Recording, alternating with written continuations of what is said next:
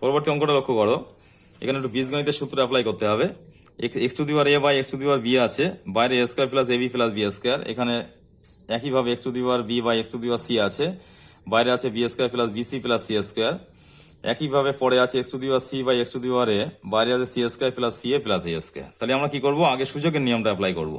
নিচে এই যে বেসটা একই আছে ওটা উপরে তুলে নেবো, নিয়ে পাওয়ারটাকে চেঞ্জ করে নেবো। তাহলে এক্স টু দি পাওয়ার কি হবে, এ মাইনাস বি। বলেছিলাম একই বেস থাকলে ভাগে, এটা যেহেতু ভাগের আকারে আছে, ভাগের সময় কি হয়, পাওয়ারটা বিয়োগ হয়, সেজন্য বিয়োগ করলাম। পাশে কি আছে সেটা বসিয়ে দিতে হবে, এ square plus A B plus b square. এটা হলো, পাশে ক্যালকুলেশন চলে আসি। একই পদ্ধতিতে কি হবে, x to the power b minus c, পাশে যেটা আছে বসিয়ে দিতে হবে, b square plus bc plus c square.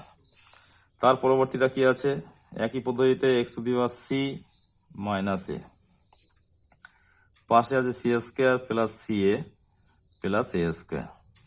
এবারে দেখো ওপরে যে ফিগারগুলো এসছে, এই ফিগারগুলো লক্ষ্য করো, একটা সূত্র আছে। কি সূত্র আছে, আমরা যে সূত্রগুলো করেছি আগে বীজগণিতের সূত্র, এখানে ওটা অ্যাপ্লাই হবে। আমি সূত্রটা দেখাচ্ছি এখানে, এ কিউ প্লাস বি কিউ, এ কিউ প্লাস বি কিউ সূত্র আছে, এ কিউ মাইনাস বি কিউ সূত্র আছে, বিভিন্ন সূত্র আমাদের কাজে লাগবে। তাহলে এখানে আমাদের এ কিউ প্লাস বি কিউ সূত্র তোমরা জানো। আমরা যদি এ কিউ মাইনাস বি কিউ সূত্রটা নিই, এ কিউ মাইনাস বি কিউ এর সূত্রটা নিই, তাহলে সূত্রটা কি একটু দাঁড়াবে, লিখে রাখি, এ minus B into A square plus A B plus b square. দেখো প্রতিটা অঙ্কের ক্ষেত্রে সেই ফিগারটা এসছে, এ কিউ মাইনাস বি মানে বি কিউ এর সূত্রের যে ফিগার, সেই ফিগারটা কিন্তু প্রতিটা অঙ্কের মাথায় আছে, দেখো পাওয়ার গুলোতে।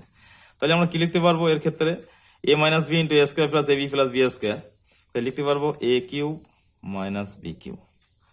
একইভাবে এখানে কিন্তু আমরা বিটাকে যদি এ ধরি আর সিটাকে যদি বি ধরি, তাহলে সেই সূত্র মানে ফিগারটাই চলে আসছে, এক্স টু দি পাওয়ার প্রথমটার কিউ মাইনাস দ্বিতীয়টার q into x to the power, এর ক্ষেত্রেও তাই, সেই একই, প্রথমটার কিউ মাইনাস দ্বিতীয়টার কিউ।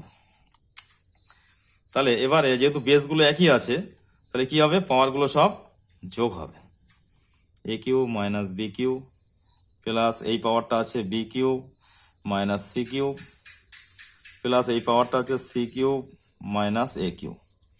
যোগ হলে কি হবে, এবারে সবগুলো লক্ষ্য করো, plus a q minus a q plus b q, এই plus b q minus b q plus c q minus c q, সবকটা প্লাস মাইনাস সাইনগুলো কি হচ্ছে, সবগুলো কাটাকুটি হয়ে যাবে। পাশাপাশি কাটাকুটি হয়ে গেলে কি হয়, জিরো হয়। তাহলে x to the power zero, x to the power zero মানে থিওরিতে বলেছি কিছু, মানে কোনো কিছু টু দি পাওয়ার জিরো মানে হচ্ছে ওয়ান। তাহলে আমাদের এই অঙ্কটার অ্যান্সার কি হলো, ওয়ান হলো।